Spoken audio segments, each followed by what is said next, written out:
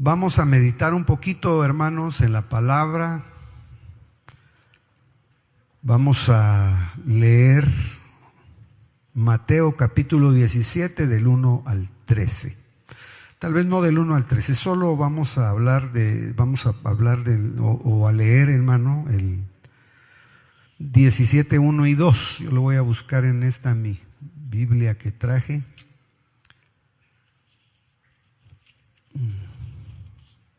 Sí, ahorita le busco el pasaje. Es el pasaje, hermano, de la transfiguración. Y vamos a entresacar unos versículos, pero básicamente, hermano, el pasaje en donde habla y dice que el Señor se transfiguró delante de ellos, en presencia de ellos. En esta versión dice, se dio el caso de que unos 8 días después de esas palabras, llevándose a Pedro, a Juan y a Santiago, subió al monte a orar. Y sucedió que mientras él estaba orando, el aspecto de su rostro cambió y su ropa se volvió blanca y resplandeciente. Y fijaos, 2 hombres hablaban con él. Eran Moisés y Elías, que dejándose ver en su esplendor, comentaban la salida de Jesús, la que iba a llevar a cabo en Jerusalén.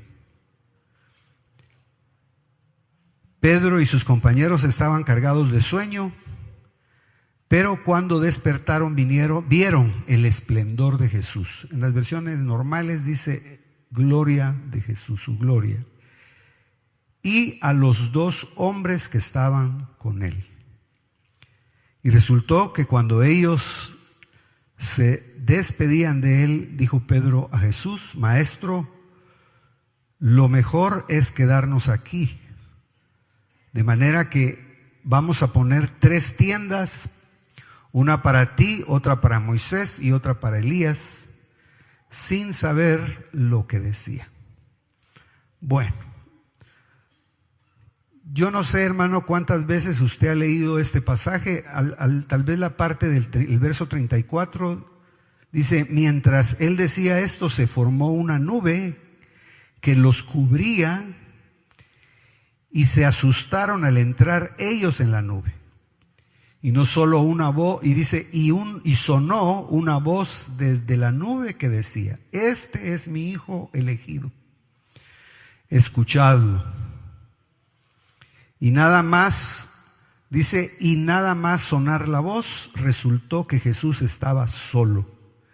Ellos callaron y por aquellos días no contaron a nadie nada de lo que habían visto.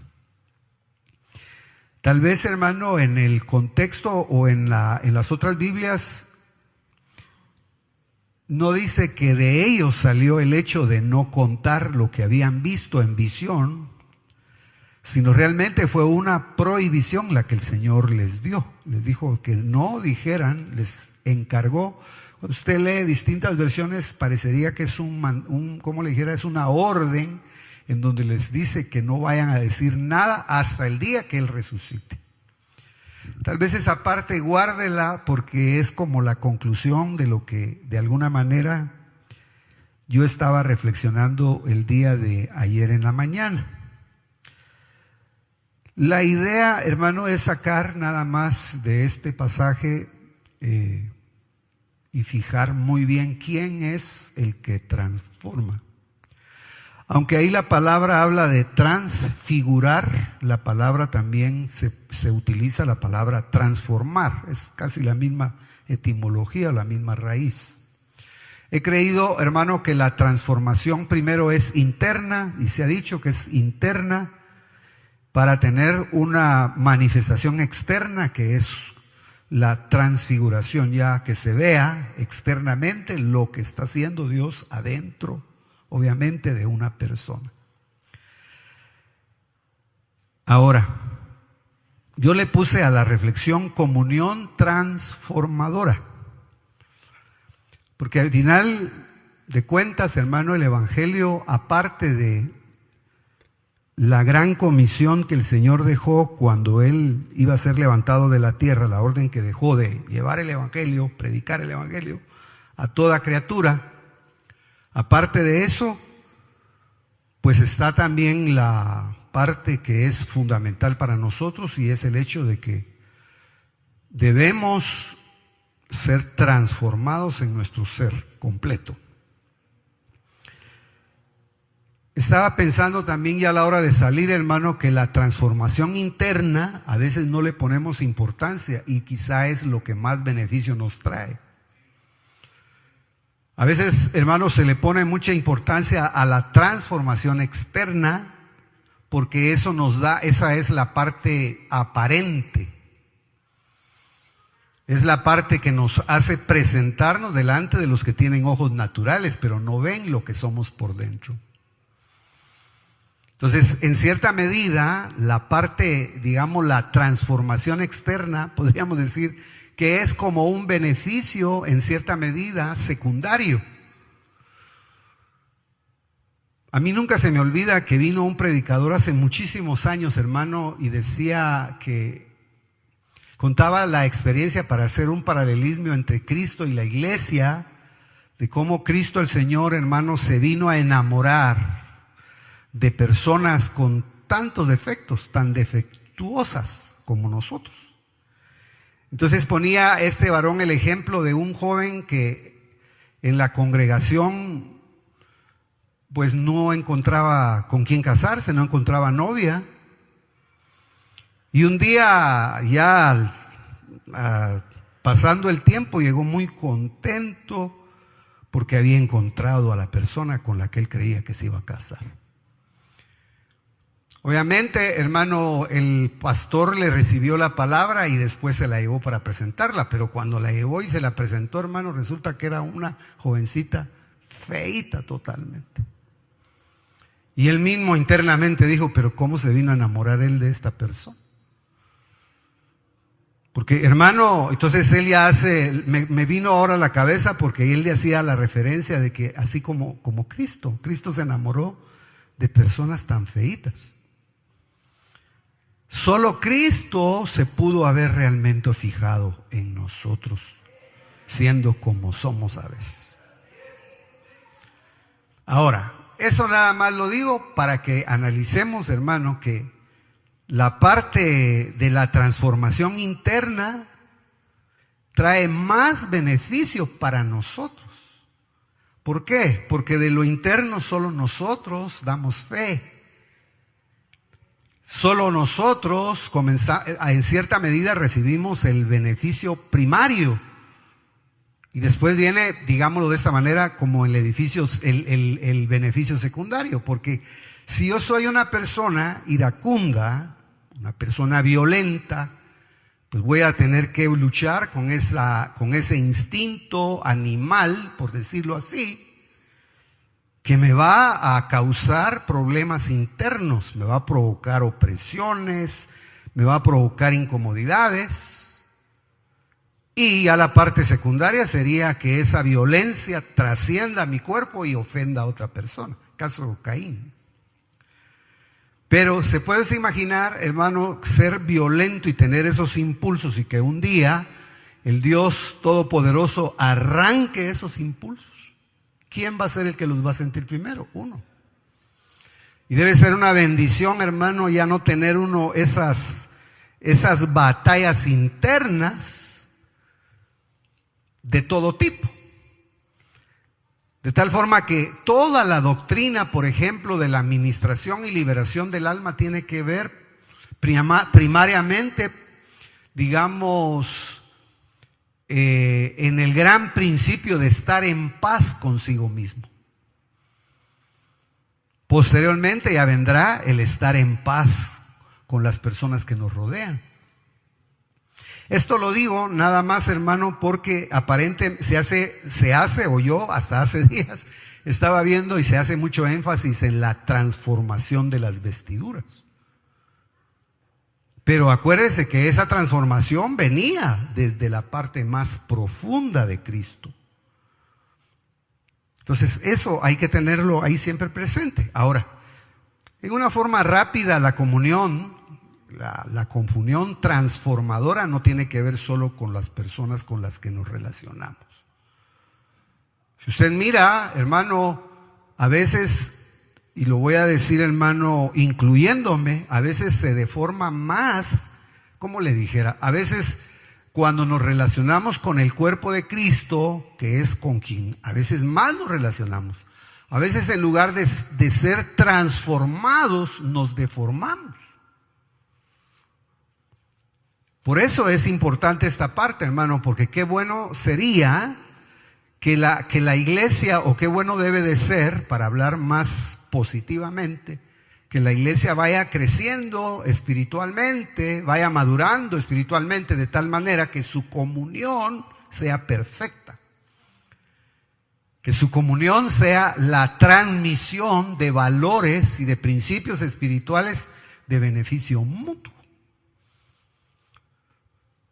Pero tristemente, como todavía estamos, hermano, en proceso de transformación, pues también hay deficiencias en la comunión.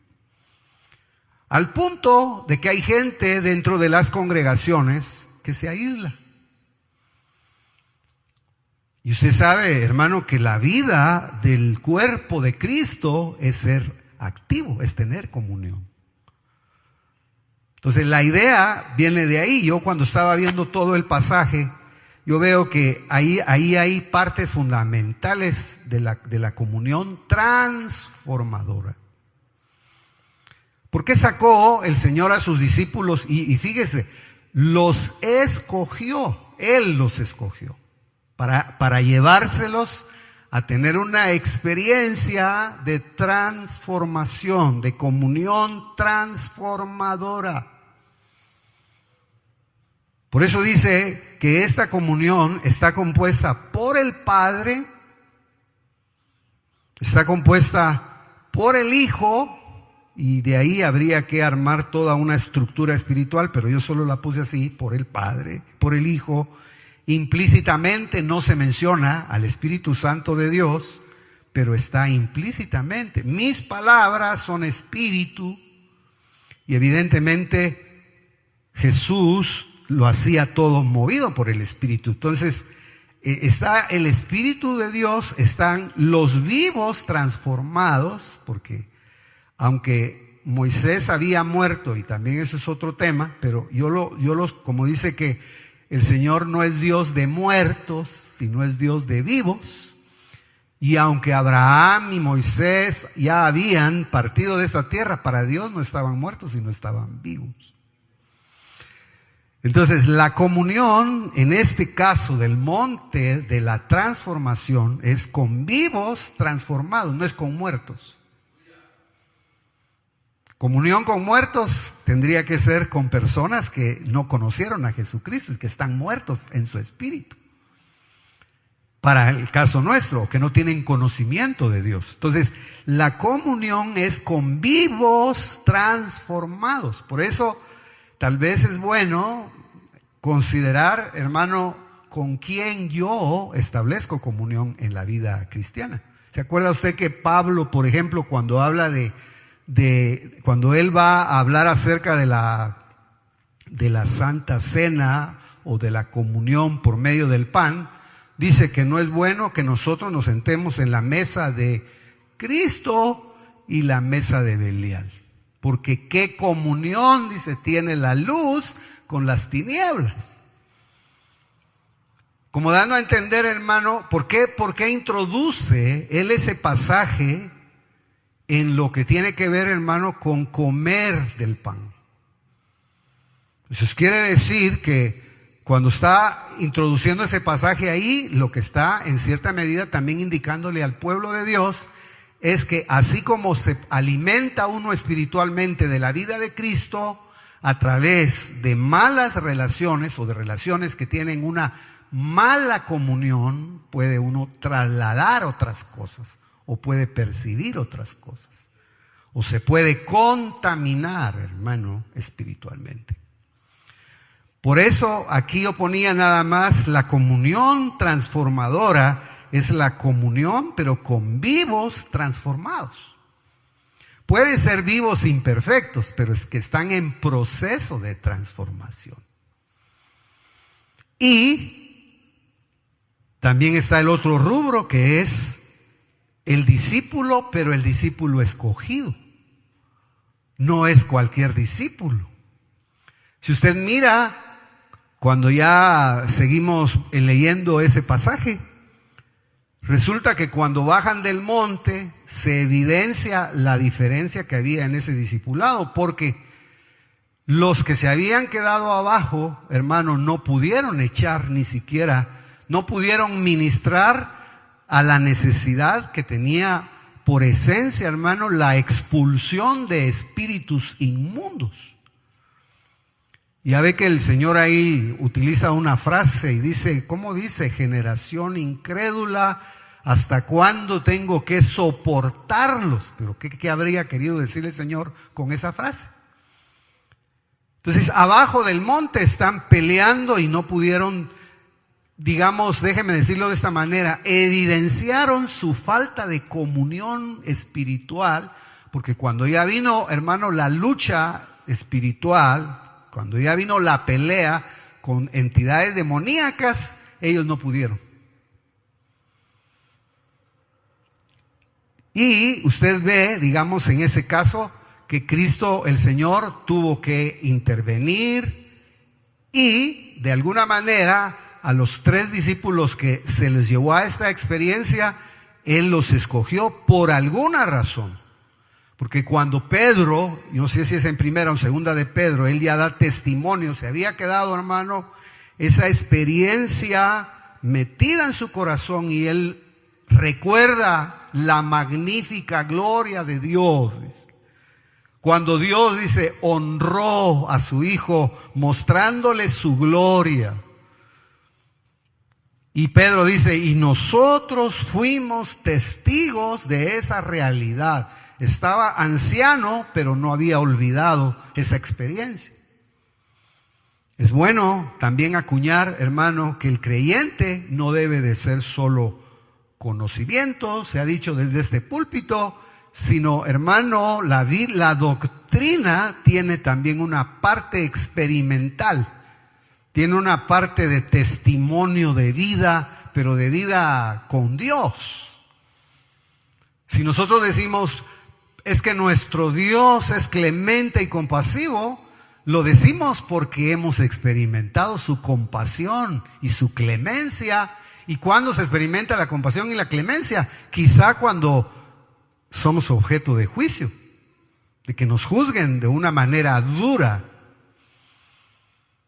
Entonces, es interesante, hermano, ir creciendo y cultivando la comunión y tiene sus niveles fuertes. Ahora, aquí hay un texto que yo le voy a trasladar lo que yo hoy en la tarde estaba analizando.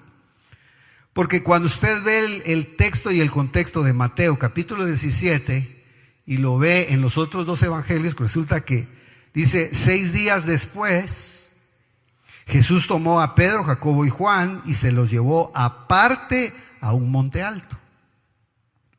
Pero ya en Lucas no dice que fue 6 días después, sino fue 8 días después. Si usted agarra ese texto y lo compara y comienza a investigar o le pregunta, sería muy bueno investigar por qué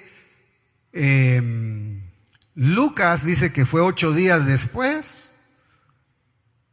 y por qué Mateo dice que fue 6 días después. Ahora, cuando leemos, digamos, nuestra Biblia, dice, y se dio el caso, al menos en esta versión dice, y se dio el caso que unos 8 días después de estas palabras, llevóse a Pedro, a Juan y a Santiago. Pero entonces, ¿de qué les estaba hablando? Quiere decir que tardó un periodo de tiempo hablando, dándoles doctrina, enseñándoles acerca de algo. Y cuando usted ya revisa los versos anteriores, entonces el Señor está hablando ahí prácticamente de lo que Él iba a sufrir, de cómo Él iba a ser, digamos, rechazado o cómo iba a ser maltratado, pero también está hablando ahí de su segunda venida. Y está hablando de que algunos de los que estaban ahí escuchándolo no iban a ver muerte. El pasaje es un poco complicado de explicarlos, pero si ustedes vamos antes del donde está hablando del 28, en Lucas, verso 28, no, perdón, Mateo, verso 28, que le voy a dar bien la cita. Mateo. Es que estoy leyendo en Lucas, perdón hermano, estoy mal. Pero tal vez me voy a quedar en Lucas porque es el mismo verso, es el contexto. Entonces, antes de que Él les hablara acerca, hermano, de eso, cuando dice antes de esos 6 días, dice, si alguno quiere venir en pos de mí, niéguese a sí mismo. Lleve a cuesta su cruz cada día y vaya siguiéndome. Me gusta mucho eso. No le dice solo sígame, sino les está hablando acerca de ser bien discipulados, y les está hablando de un discipulado, hermano, que tiene el precio de llevar el peso, digamos, de la abnegación. Pues dice, el que quiere salvar su vida la perderá, pero el que pierda su vida por mí, ese la salvará. Bueno. Entonces, acuérdense que todo previamente le está hablando el Señor a sus discípulos ahí y los está preparando, y de todo lo que Él les va diciendo, de todos los discípulos, Él escoge 3. No escoge a todos. Pues dice, pues qué provecho saca un hombre si ha ganado el mundo entero, pero destrozándose o echándose a perder a sí mismo. Esa parte me llama la atención, hermano, porque a veces uno le echa la culpa a la gente de lo que le acontece. Pero aquí prácticamente también está hablando de la responsabilidad que tenemos nosotros en nosotros mismos, de la vida que Dios ha depositado en nosotros. Porque fíjese, así como poder tal vez entenderlo y explicarlo a mi nivel, a mi manera de verlo. Cuando Cristo va a repartir pan, cuando Él agarra el pan, Él le da un pedacito de pan a cada uno por milagro. Tenían en forma representativa parte de la naturaleza de Cristo en sus manos, y ellos comieron pan de vida. Entonces quiere decir que a nosotros, hermano, a cada uno de nosotros se nos ha dado parte de la vida de Cristo. Pero nosotros somos responsables cada uno de lo que Él nos ha dado. Yo no voy a cuidar lo que Dios le ha dado a usted. Usted es responsable de lo que Dios le ha dado. Ahora, es cierto que a todos nos ha dado lo mismo, porque nos ha dado la salvación, pero unos la cuidan de una manera, puesto que en Hebreos dice que no descuidemos esta salvación tan grande que el Señor nos ha dado. Quiere decir, a todos nos han dado el mismo Espíritu Salvador, pero no todos lo cuidan de la misma manera. Entonces, el discipulado es bien importante, porque usted mira, hermano, que el final, el llegar a la cima del monte está tipificando el final del camino del creyente. Está hablando la meta final del creyente, el cual va a ser o debería de aspirar a ser transformado integralmente. Pero antes de eso, por eso me llamó aquí la atención, porque dice, pues qué provecho saca un hombre ganando el mundo entero. Dice, pero destrozándose o echándose a perder a sí mismo. ¿Quién dice que quien se avergüence de mí y de mis palabras, de él se avergonzará el Hijo del Hombre cuando venga con todo su esplendor o con toda su gloria, el esplendor del Padre, de sus santos ángeles. Entonces, esa ya sería segunda venida. Y os digo de verdad, hay algunos de los que están aquí que cuando prueben, fíjese, esta versión es diferente. No sé cómo dice su versión. Voy a buscar yo la Reina Valera 60. Es Lucas, es que yo me perdí ahí, hermano. Lucas 9:27. Aquí se lo busco.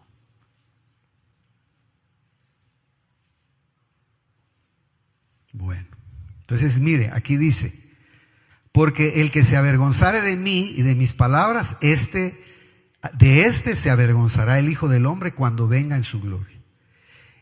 Y en la del Padre y en la de los santos ángeles. Pero os digo en verdad que hay algunos de los que están aquí que no gustarán la muerte hasta que vean el reino de Dios. Aquí dice que no van a ver la muerte, pero mire cómo dice esta versión. Y os digo de verdad, hay algunos de los que están aquí que cuando prueben la muerte verán el reino de Dios. Entonces, ¿en qué quedamos? En una parte dice que van a probar la muerte y que cuando prueben la muerte verán el reino de Dios. Y en otra dice, en verdad os digo que muchos de los que están aquí, algunos no van a ver muerte. Por eso le digo, el texto es un poco complicadito, pero esto lo estoy nada más diciendo porque, hermano, él venía hablándoles de eso, de su regreso. Y 6 días después de esa enseñanza, entonces él comienza a subir al monte. Por eso me llamó la atención y me quedé yo en esa parte ahí reflexionando. Porque dice 6 días después, no quiere decir, no dijo al 6º día, que el 6º día fue el momento de la experiencia, sino 6 días después. Ahora, ¿por qué dice en el otro 8 días después? Entonces quedan 2 días ahí de por medio. Entonces déjeme imaginar, porque en otra versión que estaba revisando dice al final de 6 días. Entonces al final de esos 6 días de estarles hablando de todas las verdades del reino, comenzaron a subir el monte. Esa es la forma en que yo trataba de justificar los otros 2 días. Un 7º día y un 8º día. Da la idea, hermano, que como que en el 8º día realmente fue la experiencia de la transformación. Porque el número 7 habla de perfeccionamiento y el número 8 habla de vida eterna. Entonces dice, aunque existe una aparente contradicción en el texto escrito en Lucas, pues dice que esta reunión transformadora fue, en Lucas dice que esta reunión transformadora no fue en el 6º, sino fue en el 8º día. Después de lo que podemos entender, después de los 6 días, yo como lo interpretaba, hermano, es que va de discipularlos, después del 6º día comenzó a subir el monte. Ahora, ¿cómo podemos nosotros irlo aplicando a nuestra vida? ¿Será, hermano, que nosotros ya estamos preparados para comenzar a entrar en una vida de exaltación? Déjeme hablar un poquito de eso como yo lo entiendo. Porque, hermano, todos decimos y oímos, oiga la radio, oiga los problemas, oiga los predicadores o nosotros mismos. Cristo viene pronto. Yo le pregunto, ¿estaremos viviendo los días de la venida de Cristo? No lo veo tan emocionado usted hoy. ¿Estaremos viviendo los días en que vamos a ver los cielos rasgarse y vamos a ver la venida de Cristo? ¿Estaremos viviendo esos días, hermano? ¿O qué estaremos viviendo? No, es que cambiaron presidente en Estados Unidos. No, yo no le estoy hablando de eso. Ahora, ¿por qué le digo eso? Porque, hermano, antes de la glorificación hay una etapa que es la exaltación. Entonces la exaltación tiene ciertos sesgos. La exaltación, un espíritu exaltado, es aquel que pone por encima lo vano y lo corriente. Una persona que está exaltada así en su alma, usted la ve en su manera de actuar, que está como que estuviera fuera de sí. No es tan fácil controlar a una persona que está exaltada, pero como ahí no estamos hablando de la exaltación del carácter o de las pasiones bajas, sino estamos hablando de la exaltación del hombre espiritual.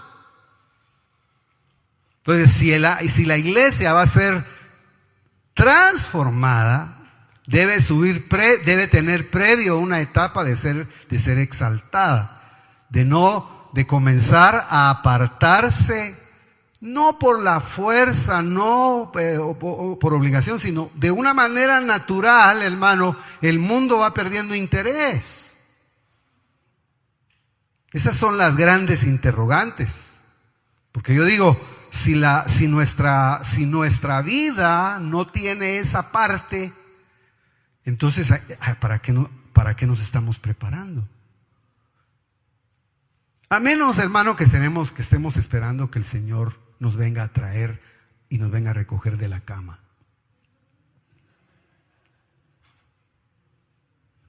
Porque también ahí nos puede venir a traer de la cama. Eso no hay para dónde.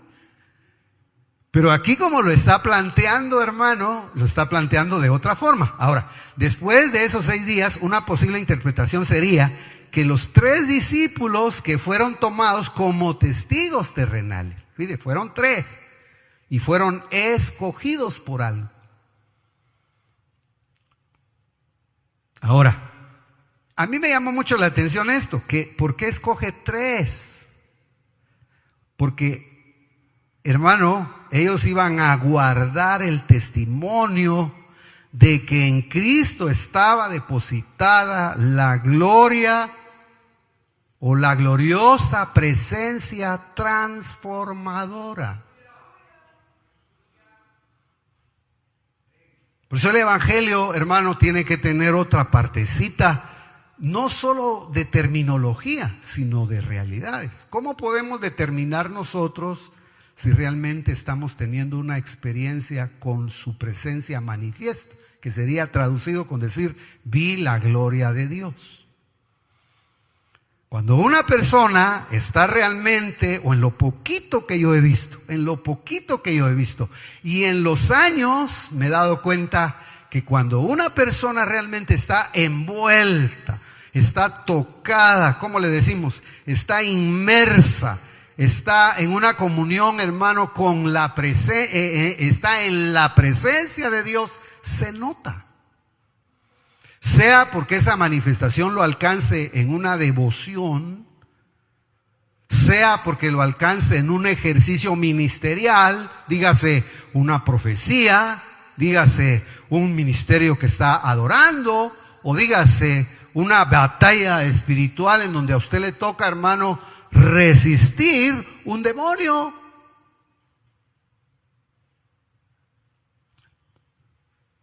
Es interesante. Por eso dice, los 3 discípulos fueron tomados como testigos terrenales para guardar el testimonio de que en Cristo estaba depositada la gloriosa presencia transformadora. Por eso, hermano, la comunión, y esto todos los que estamos aquí presentes y que servimos, todos los que servimos somos siervos, pero ¿a quién tenemos que señalar? A Jesucristo. ¿A quién deberíamos nosotros presentar? A Jesucristo y a este crucificado, dice Pablo. Entonces, es interesante, porque hermano, se habla de las vestiduras, pero déjeme adelantarme en el mensaje, ya nos quitamos las vestiduras viles. ¿Por qué digo esto? Porque, hermano, si no tenemos una experiencia en nuestro ser interior, ¿cómo me voy a despojar de lo vil? No me voy a poder despojar de lo vil. Y acuérdense, hermano, que no es que alguien lo quiera a uno despojar y que al pródigo, hermano, ¿cómo venía? ¿Vendría bien limpio? Hago nada más la pregunta para que usted traiga a su memoria. Él ha de haber venido maloliente, saber, hermano, si comenzó a rematar todos sus trajes. Ha de haber comenzado a vender toda su ropa y se quedó solo con la que llevaba puesta.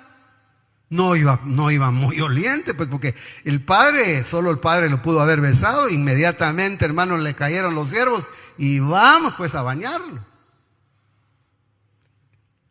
¿Se ve que le volvieron a poner la ropa que llevaba de la calle? No. Había una ropa que estaba guardada en la casa del padre. Era una ropa, hermano, que la habían guardado y la habían preservado. Y entonces cuando ya lo agarran y como que no mucho le gustaba bañarse. Ya cuando lo agarraron y lo bañaron, entonces el padre dio la orden: vayan a sacar las ropas que tengo guardadas, porque estas estaban esperando nada más que él se decidiera bañarse. Es necesario desde el púlpito hacer la pregunta: ¿se bañó usted? ¿Ya se bañó? No estamos hablando del baño de todos los días. Ya no nos bañamos todos los días si hay algún problema serio. Yo estoy hablando, hermano, del baño de la palabra, del baño del poder de Dios, del baño de su presencia, de limpiar nuestro ser interior. Entonces, es necesario verlo de esa manera. ¿A qué llevó Cristo? ¿Para qué escogió Él a estos varones? Para que fueran a ver quién es el que transforma a las personas. Usted y yo no vamos a ser transformados si no estamos buscando al que tenemos que buscar. A usted no lo va a transformar, oiga lo que voy a decir, a usted no lo va a transformar un apóstol. A usted no lo va a transformar un profeta. A usted no lo va a transformar un pastor, a usted lo va a transformar Jesucristo. Porque en Él está depositado el poder de la transformación. Ellos lo vieron. Eso es lo tremendo del milagro. Ellos lo vieron, ellos dijeron: no podemos negar. Nosotros vimos cómo primero comenzó a transformarse su cuerpo al punto de que su rostro era brillante como el sol. Después de eso, entonces ya las vestiduras comenzaron también a ser translúcidas. Pero antes de eso, dedicaron un poquito de tiempo a la oración. ¿Por qué no dice, hermano, y subió Jesús al monte y se puso a cantar coritos? No se enojen los hermanos de la alabanza. ¿Por qué no dice y se pusieron a ayunar? No, ya había ayunado 40 días. Se puso a orar. Y mientras oraba, la apariencia de su rostro comenzó a ser otra. Bueno, ¿está usted orando? ¿Ora de vez en cuando? ¿O solo cuando está en la mesa? Padre, gracias. Hermanos, ni a veces ni en la mesa oramos, ¿verdad? Por lo menos decir: gracias, Señor, así calladitos, ¿verdad? Gracias, Padre, por mis frijolitos. Entonces, necesario que Dios no nos deje sin la provisión de la oración. Y fíjese, eran 3 para que constara que no era mentira lo que habían visto. Porque dice: y para que constara la verdad de que este hecho transformador, cuando la Biblia y cuando las iglesias que tienen esta revelación hablan de la transformación, no están mintiendo. Están diciendo la verdad. Y para que constara la verdad de que este hecho transformador debía de ser por boca de 2 o 3 testigos. Porque eso atestiguaba la ley. Para que algo fuera verdad. Por ejemplo, si encontraban a algún anciano con algún problema, no se permitía la acusación de una persona. Tenía que haber 2 o 3 testigos, hermano, de un hecho delictuoso. Pero ese mismo principio no se utiliza solo para ir a acusar a alguien de una situación, sino eso tiene que ver con el reino espiritual. Yo comencé a ver todos los contextos y busqué todos los contextos y ahí salió un estudio muy interesante. ¿Y sabe a dónde va a parar? Va a parar hasta los dones en la iglesia. ¿Por qué? ¿Por qué tienen que haber 2 o 3? Porque es el mismo principio. Porque un tribunal, hermano, fíjese, los que subieron al monte de la transfiguración eran los que componían el tribunal apostólico de esa época. Pedro, Jacobo y Juan. Pero no eran nada más acusadores. Eran 3 varones, hermano, que tenían el mismo sentir. Tenían la misma experiencia en Dios transformadora. De tal manera que cuando ellos ataban aquí en la tierra algo, lo ataban arriba. O cuando desataban algo, tenía su efecto aquí. Entonces, si usted mira, para que constara la verdad de este hecho transformador, debían ser 3 testigos, como lo demanda la enseñanza que le fue dada a Moisés. Deuteronomio 19:15 dice: no se tomará en cuenta a un solo testigo contra ninguno en cualquier delito ni en cualquier pecado en relación con cualquier ofensa o contienda. Solo por el testimonio de 2 o 3 testigos se mantendrá la acusación.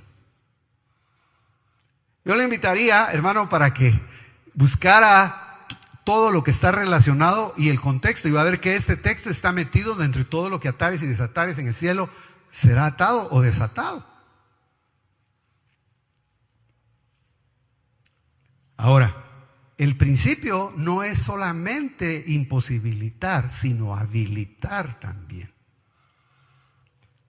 Quiere decir, hermano, que cuando ellos bajaron del monte de la transfiguración, los 3, Jacobo, Pedro y Juan, estaban con el mismo espíritu.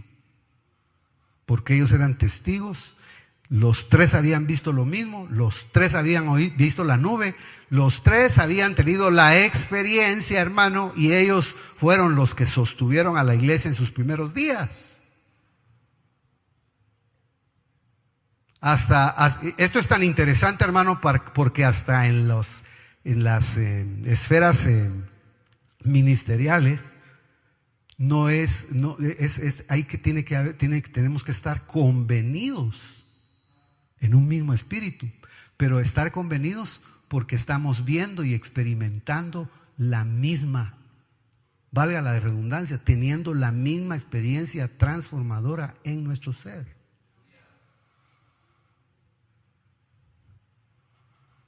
Mateo 18:16, mas si no te oyere, fíjese, ahí está hablando de un problema de un hermano o de una hermana o de alguien problemático. Dice, si no te oyere, toma contigo a 1 o 2 para que en boca de 2 o 3 testigos conste toda palabra. Entonces, qué interesante el pasaje, porque no era solamente el hecho de que fueran ellos a ver. Yo el flashito, la lucita que recibí, digo, ¿en quién tenemos los ojos puestos? ¿A quién buscamos? ¿Será que tenemos, hermano, la convicción de que en Cristo está nuestra transformación? ¿Tiene usted ese testimonio? Si usted tiene ese testimonio, entonces está rayadísimo. Porque eso se va a traducir en su búsqueda a Cristo. En su amor hacia Cristo. En su servicio hacia Cristo. Y como Él es la puerta del camino, Él lo va a llevar y le va a presentar a su Padre. Hermano, es tan interesante. Por eso ahí dice 6 días después, dice, de estarlos discipulando, Y hablándoles de que algunos no yo le voy a dar cómo veía esta parte, porque no necesariamente, viendo los dos textos, dice el texto y el contexto y las dos versiones, dice, y hablándoles de que algunos no experimentarían la muerte como normalmente la experimentan otros, sin ver al Hijo del Hombre venir envuelto en todo su esplendor. ¿Sabe qué pasa, hermano? Si usted es una persona, déjenme sacar una enseñanza ahí, y usted me dice, ¿la puedo rechazar? La puedo recibir, no me preocupa. Si usted tiene la doctrina bien establecida y la tiene bien clara y la cree y la tiene como parte viva, aunque se muera, usted lleva esa realidad metida en su ser y nadie se la va a quitar. Yo le puedo a usted garantizar, hermano, que los que mueren en Cristo y se van, hermano, conociendo esa verdad, creyendo esa verdad, y porque creyeron esa verdad, vivieron frente a esa verdad, y hermano, llegaron a sus últimos días, porque no les tocó oírla, no les tocó la época de ver el arrebatamiento, o ver el traslado de la iglesia gloriosa, o ver la segunda venida, lo que fuere, pero tienen esa verdad, a ellos los van a ir a despertar rápido, porque llevan la vida de esa realidad. Llevan como una realidad. Es como Abraham, hermano. Si a Abraham no le dieron todo lo que le prometieron, hubo unas cosas que la saludó. Por eso la doctrina del arrebatamiento o de la transformación, eso no es una moda de un movimiento como tal, eso es Biblia pura. Todos somos llamados a ser transformados. Y no olvide, si usted está siendo transformado en su ser interior, usted va a ser el que va a recibir el beneficio mayor, porque se va a quitar de estar ahí luchando con su alma. Va a estar, hermano, bendecido, porque se le van a quitar esas sus batallas internas feas que uno lleva, y su alma va a estar en paz.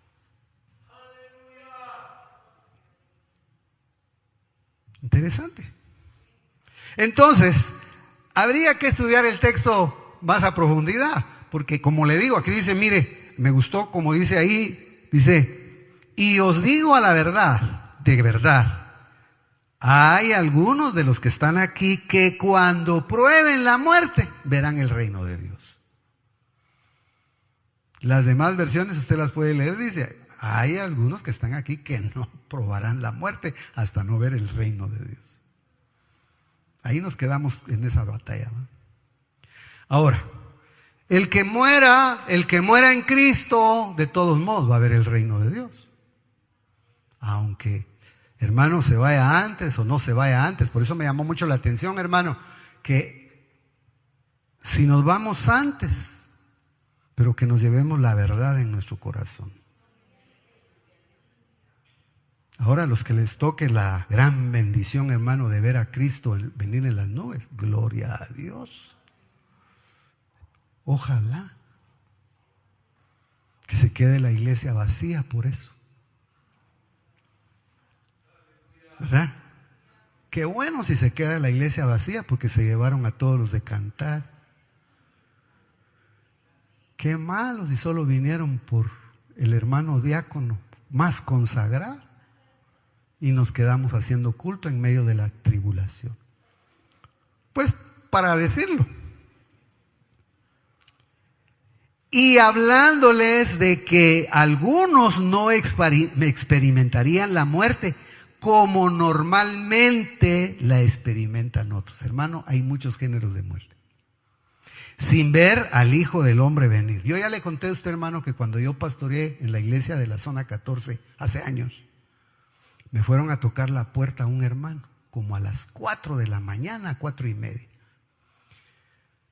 Y cuando yo le abrí la puerta, hermano, mire, él empujó la puerta más, entró y se hincó y comenzó a gritar.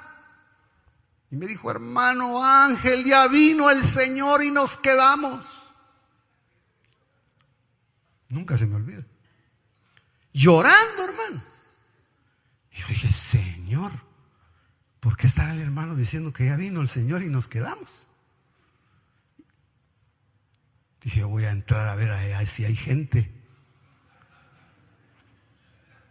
Pero ¿sabe qué había pasado, hermano? Que él había tenido una visión tan fuerte, un sueño tan real, que lo dejó impresionado. Para que se haya ido de su casa en moto, ahí me ha tocado la puerta, era porque él lo vivió.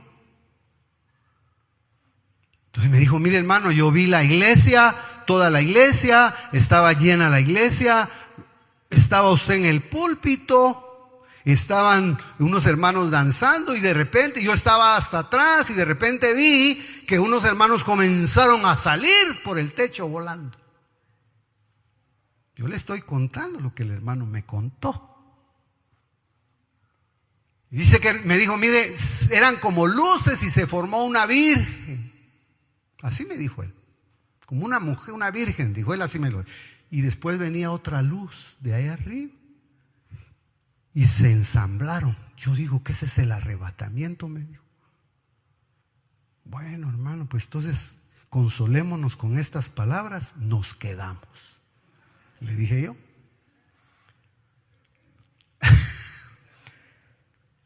Por eso le digo, mire el impacto a veces de los sueños, el impacto de las experiencias.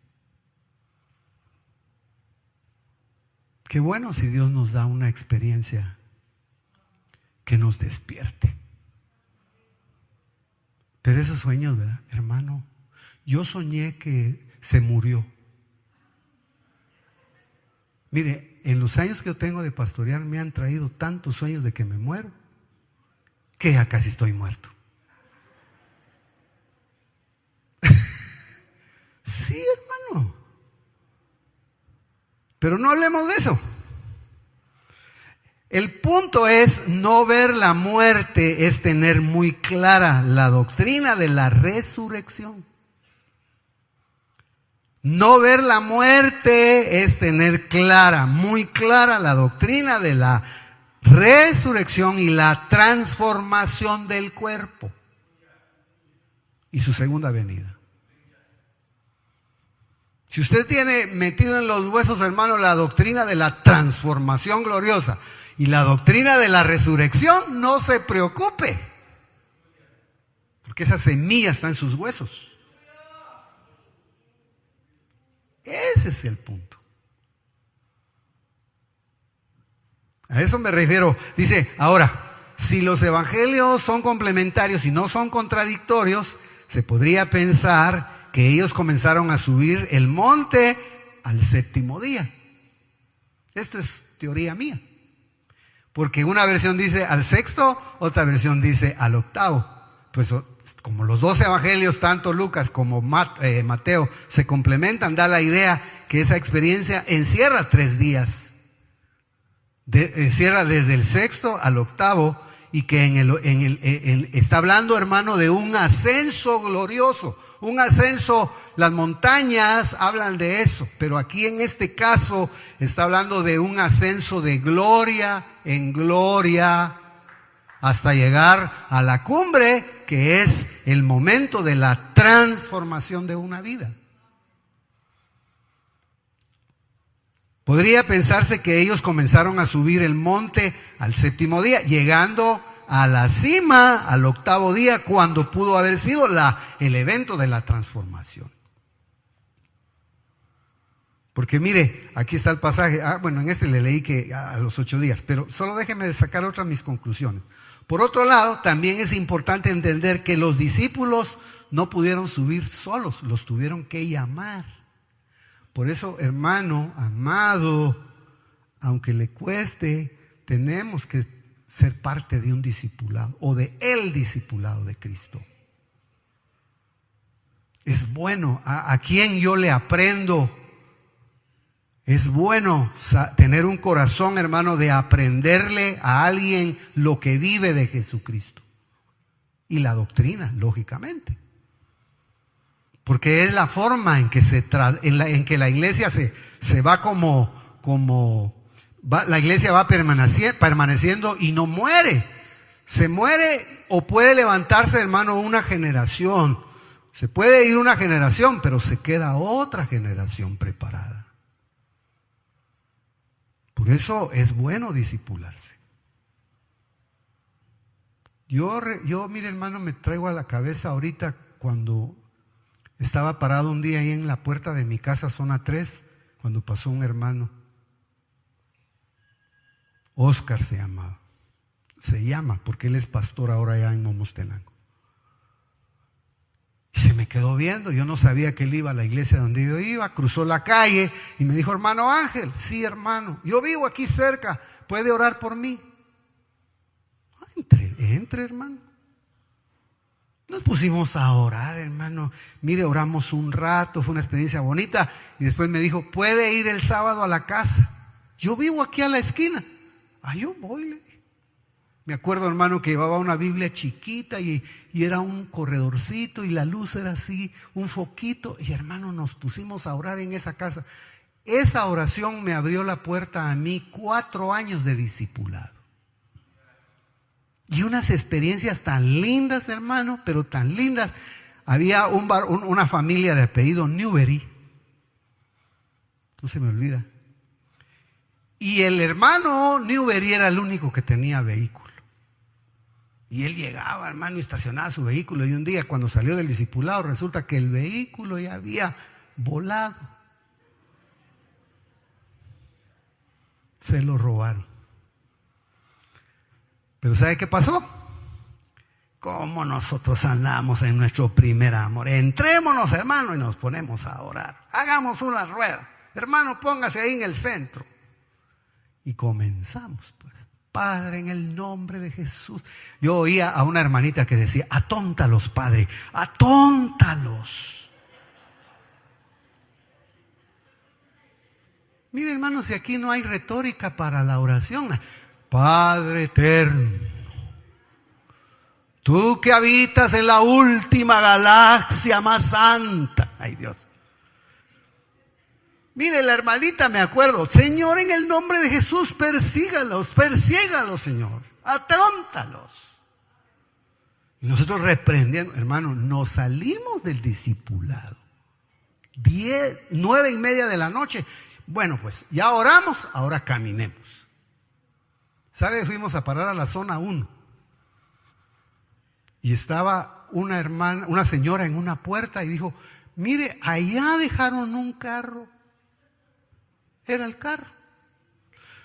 Se habían atontado los ladrones.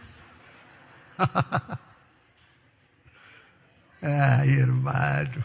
¿Usted cree que me acordaba yo de esa experiencia? Ahorita me acordé. Pues es vida. ¿Y sabe qué sucedió? Se fueron los hermanos a traer el vehículo y se quedaron 2 testificándole a la que estaba en la puerta. Cuando vimos, estaba con las manos levantadas, llorando. Para eso se habían robado el vehículo. Para eso habían agarrado los ladrones el vehículo, porque Dios tenía preparada una alma para nosotros esa noche. Y hermano, el Señor aceptó. Ahora, ¿usted cree que regresamos nosotros tristes? Ay, de veras, qué horrible el discipulado. ¿Qué va a hacer, hermano? ¿Por qué le hablo de estas cosas? Porque, hermano, ahí dice claramente que el Señor escoge dentro de su discipulado a aquellos que Él ha de transformar. Ahora, un detalle que yo estaba viendo, hermano, no transforman el cuerpo, la carne física o lo externo, sino transforman el alma. Si no transforman el alma, ¿cómo van a transformarlo de afuera? Entonces, ahí dice, ellos llegaron a la cima porque Cristo los agarró y los llevó, hermano, les enseñaría una ruta más corta. Llegaron a la cima.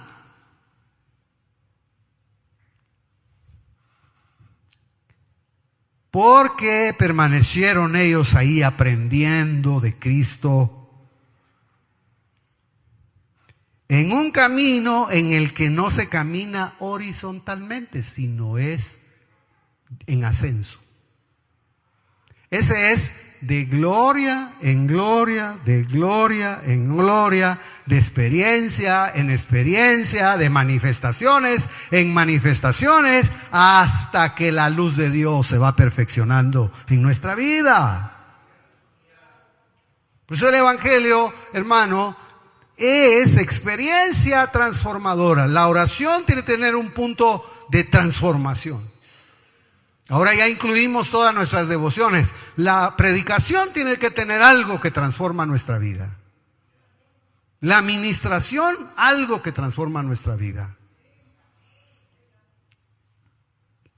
Proverbios 4:18, y con eso termino. Mas la senda de los justos es como la luz de la aurora, que va en aumento hasta que el día es perfecto. Entonces, qué lindo, hermano, que el Señor manifieste su presencia y su poder en medio de nosotros. Anhelemos eso. ¿Se acuerda que? Mire, yo me fui a leer Apocalipsis. Ya tengo bendición porque me fui a leer Apocalipsis en la tarde. Dije, voy a leer un ratito unas mis 2 paginitas, hermano. Qué lindo, mire. Leí todo Apocalipsis y ahí me encontré que se habla un montón de veces del tabernáculo del cielo. Hermano. Y aún de ahí dice que del altar sale una voz. Ahora, ¿por qué le estoy diciendo esto, hermano amado? Porque necesitamos nosotros que el Dios de la gloria nos transforme. Ahora, el tema es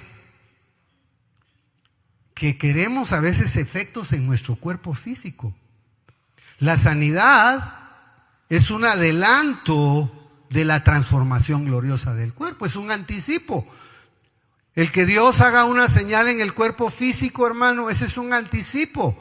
El último milagro va a ser la regeneración de todo el cuerpo. Maravilloso.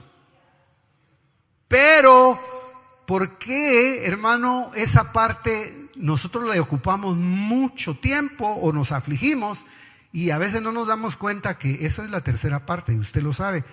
Necesitamos la transformación de nuestra alma. Un alma orgullosa, para ejemplificarlo, se manifiesta en un cuerpo. Un alma humilde se manifiesta en un cuerpo. Entonces, déjeme decirlo, ¿cómo? Bueno, ¿será que el orgulloso, digo yo, el alma orgullosa puede caminar así? El humilde puede caminar así. El cuerpo no expresa lo que hay adentro. O lo engaña. A veces es como cuando uno dice, hermano, ay hermano amado. No, ¿por qué? Mejor dígale, ¿qué tal hermano, hombre? Estoy molesto con usted. Ya usted despierto. A la que sincero el hermano.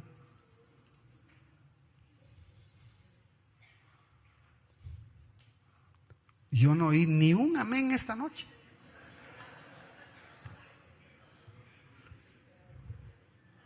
Bueno, solo déjeme decirle algo y con esto terminamos. ¿Por qué el Señor Jesús dio la orden de que no se lo dijeran a nadie? Porque, hermano, una vida transformada habla por sí sola. Ellos fueron y vieron a Cristo transformado. Ellos, si a usted, hermano, Dios lo está transformando, si Dios está haciendo algo en su vida, ¿por qué tienen que estar? Es que viera el hermano tan paciente que es. No hay necesidad que lo diga nadie. No hay nadie, no hay necesidad que alguien venga a decir, hermano, aquí le presento al hermano y viera que él tiene un gran testimonio. A saber.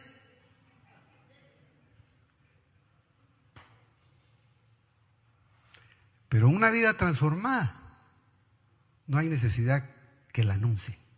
Habla por sí misma. Yo le recomiendo aquí a las hermanitas que se embarazan, fíjese. No diga nada, le digo. No diga nada. Deje que su cuerpo hable. para que cuando vengan los preguntones, usted solo le hace así, mire. Porque, hermano, hay que estarle rindiendo cuentas a todo. Ay, ay, ¿y usted qué? ¿Y usted qué? No, hermano. Si alguien, una niña va a aparecer embarazadita y va a ver al rato ya está gordita. Esto es lo feo del culto. No le digan a nadie, dijo el Señor, no le digan a nadie, espérense que llegue la resurrección, no digan nada. Ustedes ya saben en dónde está el poder transformador. Ustedes, si ustedes se dejan transformar por la palabra, no va a haber necesidad que nadie los presente. No va a haber necesidad que les pongan una gran pancarta. Gran siervo, sierva de Dios, hace milagros. Hermano. Contó una vez el pastor nuestro, contó de un evangelista, hermano, que se echaba sus traguitos antes de las campañas. Imagínense.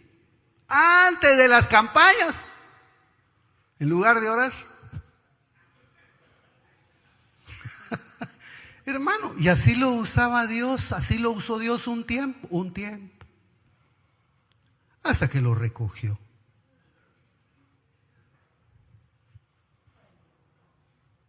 Hermano, que Dios transforme nuestra vida.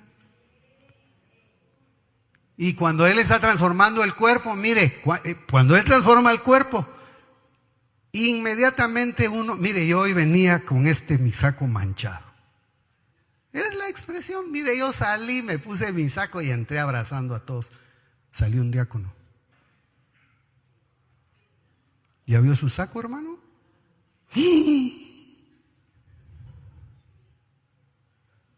Ni cuenta me di. Pues yo digo que a veces así anda uno. José, hermano, José. Ahí, mire, a José un día apareció una señora así, vaya a hacerle ojitos. Le dejó la ropa. No, dijo, yo le dejo aquí. Mire, lo único que le va a servir es mi ropa. Yo salgo corriendo.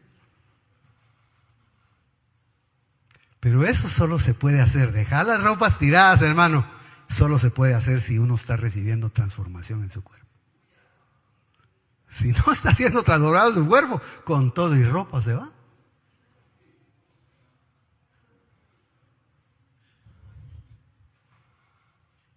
José, hermano, lo metieron a la cárcel, feliz con su gorrito rayado. De repente le dijeron, ya es tiempo que salgas. Mire, se bañó, se afeitó, se puso otra ropa. De repente apareció con ropas reales, casi parecía faraón. Hermano, las ropas se van a ir quedando tiradas si está siendo transformado el cuerpo. Si nuestro cuerpo, por eso el evangelio no es, compre su tacuche para la Santa Cena. Está bien, pero no será, llénese del poder de Dios, llénese de la palabra, hermano, aunque sean el mismo par de zapatos, ¿qué importa? Como me decía un siervo de Dios a mí, mire, hermano, yo no olvido mis zapatos. Y es cierto, yo me quedaba orando en las noches con él, y cuando se hincaba, hermano, yo le veía sus calcetines, pero a través de la suela.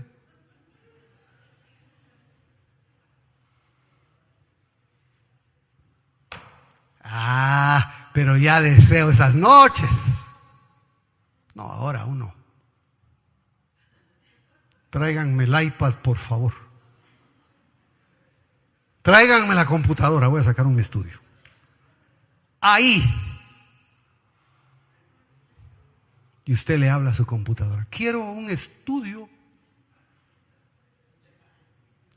Y mire, al rato le contesta la señora esa. Y ya tiene su estudio. Hay que quemarse un poco. Levante su mano, amado de Dios. Por lo menos, aunque ya nos reímos un poquito. Pero ¿está usted siendo transformado? ¿Sí? ¿O no siente usted nada? No, hermano, dice que yo soy el mismo. Yo soy aquel. Rafael. Manos caritas. Bueno, oramos, hermano. Que Dios nos ayude. Que el Dios de la gloria, hermano, vaya trabajando en nuestro corazón. Mire, aún el sumo sacerdote le dijeron, quítenle las vestiduras viles, póngale vestiduras de gala. Que Dios nos transforme. Que Dios ponga su mano de poder sobre nosotros. Aleluya.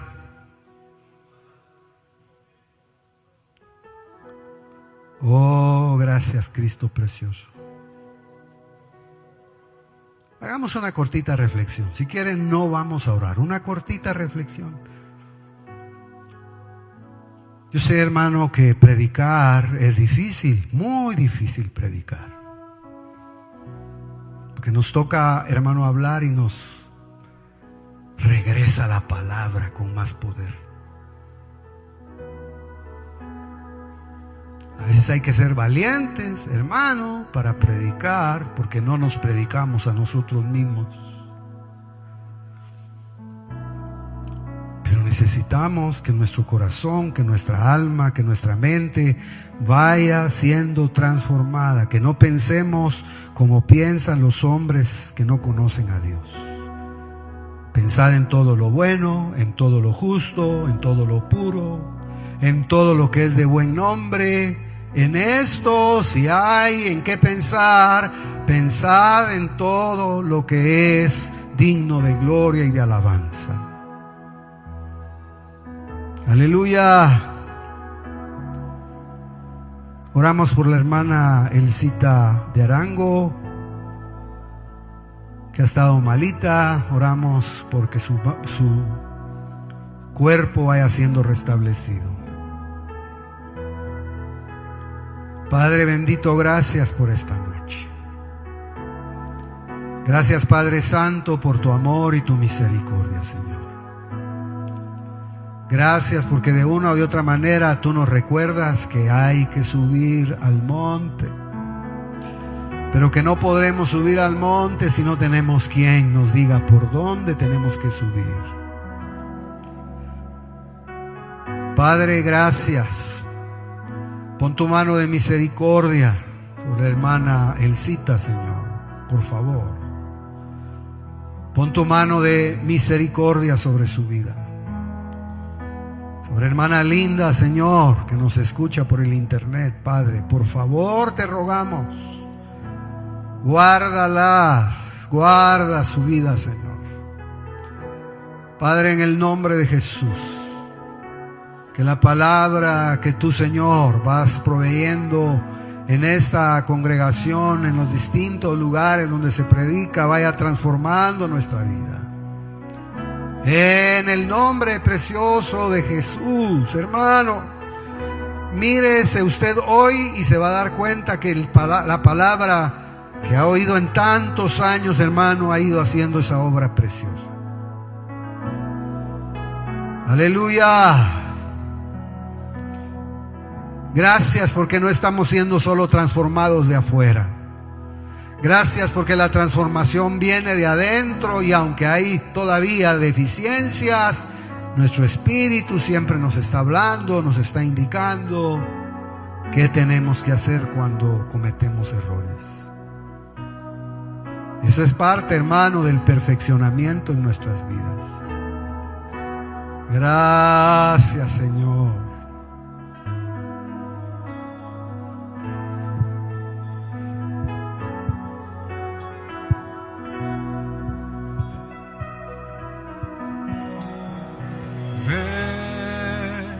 Espíritu, ven y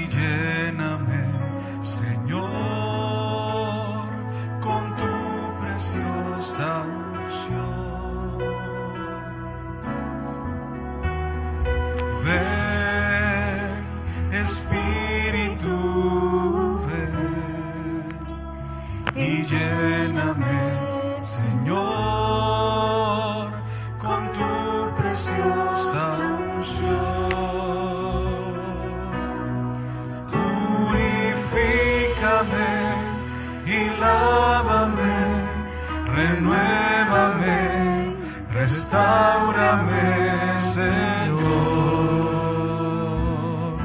con tu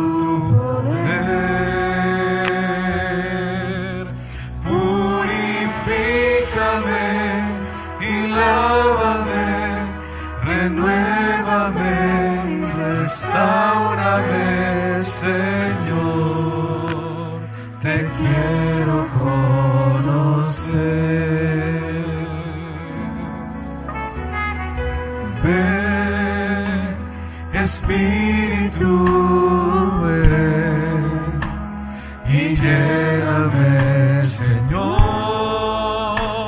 con tu preciosa unción.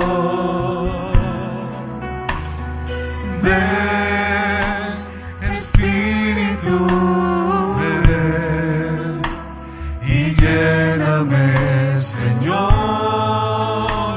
con tu preciosa unción. Purifícame y lávame, renuévame y restáurame, Señor, con tu poder. Purifícame y lávame, renuévame y restáurame, Señor, te quiero conocer. Purifícame y lávame, renuévame y restáurame, Señor,